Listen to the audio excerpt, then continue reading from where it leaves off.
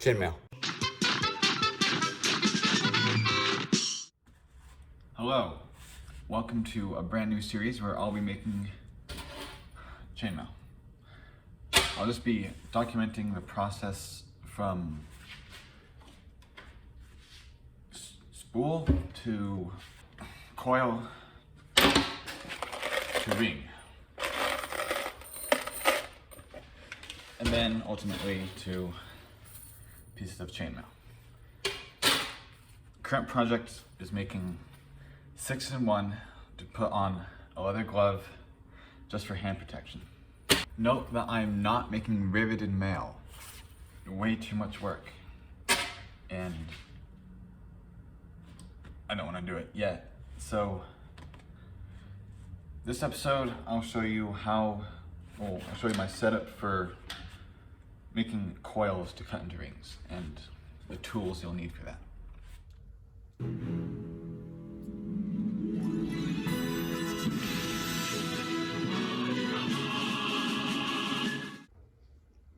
Well, I feel kind of foolish because I made a whole coil and didn't record it. But I'll rewind for you.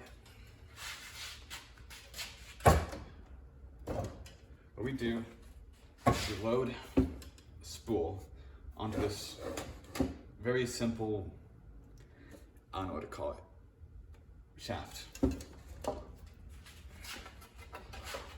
So, feed the wire in.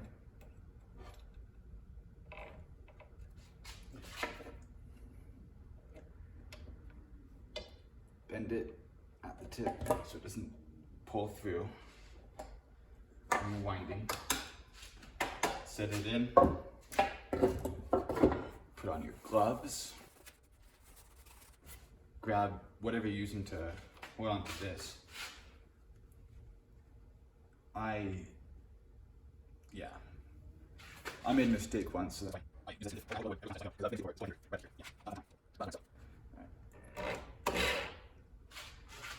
get a slow start like that.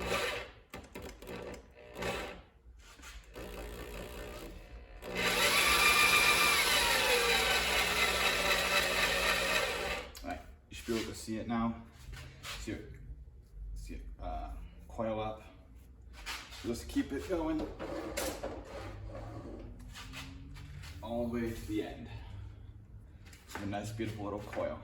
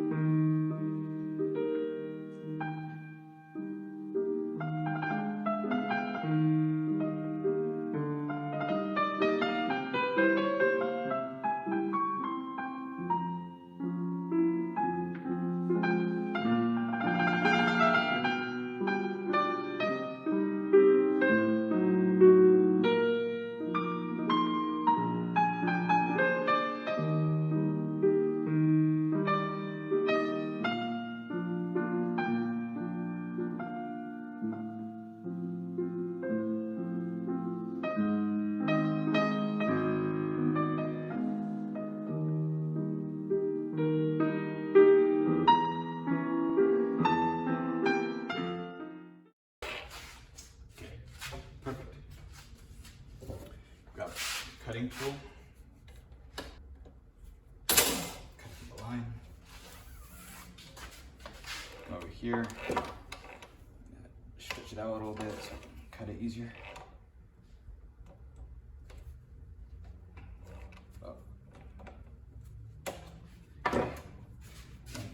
Take it out, take it off the coil or off the dowel. Just like that, you have a nice little coil to cut into rings. Into the bin.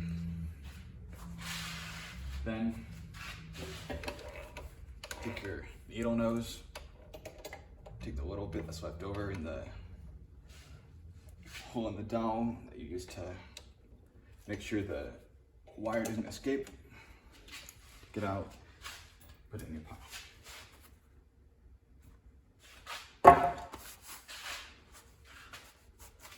And repeat. All right, what was I saying about gloves? So, wear them because you'll get dirty if you don't. And if you do wear gloves, don't be grabbing onto this wire as you feed it in. I know this, and I advise you because I've done it before with this glove. It pulled my finger into the coil as it was winding. The wire grabbed my finger, pulled it in, sort of wrapping around it. Not fun, it hurt a lot, tore the glove. So that's why, instead of using the glove that you're holding to wind it in, use like a rag or something. That way, if it pulls on the rag, you can always let go of it, it'll pull into the machine, or just have better control over the drill, stop it, and your fingers won't get hurt. So, yeah, be careful while you're winding with the machine, because they don't care about your feelings.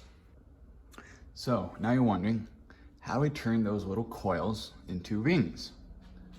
Well, what you do is you take a coil, see the end there, it's part of the process. Cut that little extra piece off.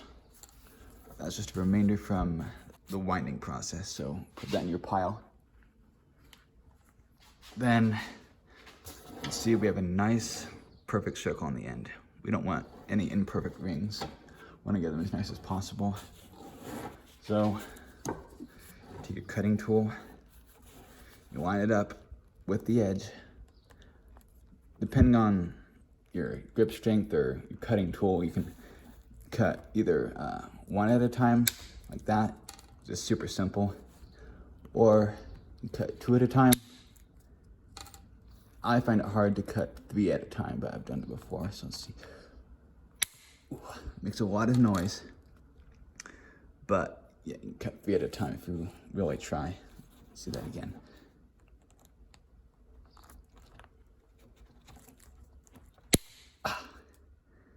There. It's difficult, so I just stay at two. So you can do that, and eventually you'll have more rings than you can eat, because you don't eat them. Then next time, I think I'll show you how to weave them into chainmail. This is a 6-in-1 pattern. This is a 4-in-1, I think, but it's the beginnings of a coil. So it's made of a bunch of triangles. That center ring, let's see if I can get it in frame. Right there. That's a 6-in-1 ring. That's just because how it works out. But yeah.